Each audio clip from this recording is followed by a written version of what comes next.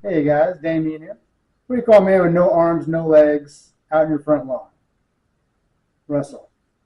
All right, so today I want to talk to you a little bit about nuclear weapons, good news and bad news. So it's 195 countries, and only nine of them have nuclear weapons. So majority do not, but nine of them do. And we, USA, are one of them. So if you saw that on the screen and you don't have any idea what you're looking at in terms of the Nuclear Proliferation Prevention Act of 1994. It sounds like complicated words and something hard to understand, but if I can understand it, you can too. And the significance of it is it's a good thing that we have in place.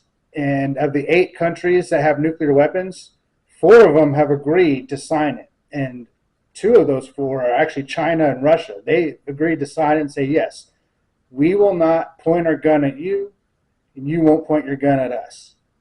Except instead of a gun, I'm talking about nuclear weapons, which, by the way, Russia has more nuclear weapons than America does. But again, they have agreed not to use theirs against us. We won't use ours against them. Okay, that's a good thing. And there's other aspects of the Nuclear Proliferation Act, but I'll explain those in another video. But just want to let you know that you can understand these things. I'll explain it to you in a way that I understood it. And so the Nuclear Proliferation Act of 1994, it's a good thing and it's a relevant thing. And I want you to, retain this information, and you'll be able to use it in an argument, whether you're talking to a Democrat or a Republican. And I'll explain a little bit more on that later on. But 4 of those countries who have nuclear weapons who have not agreed to sign it to use it against us: India, Pakistan, North Korea, and Israel. So if you think about it, Israel, a country that we've been funding over $300 billion since the 1950s.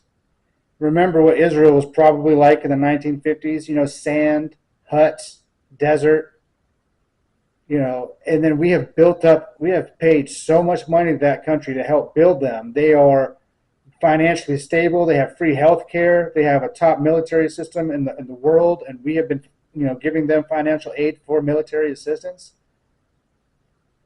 We have helped build that country. Even if you go by their illegal borders, which should make their borders bigger than what they actually should be, even if you go by that, they are as big as the state of New Jersey. So imagine if we just said, you know what, instead of helping out Israel, we could just be pumping all that money towards just the state of New Jersey. That would still benefit us, because at least it's one of ours. Okay, again, we have enough money. We could buy and do what they do out there in Dubai and build bases off of sand in the ocean. We could do that with that type of money. But I will explain to you why we are giving Israel money in a way that makes sense. It's not going to be good, but it will make sense. But if you have anything to argue about saying why it should be this way, I'd love to hear about it.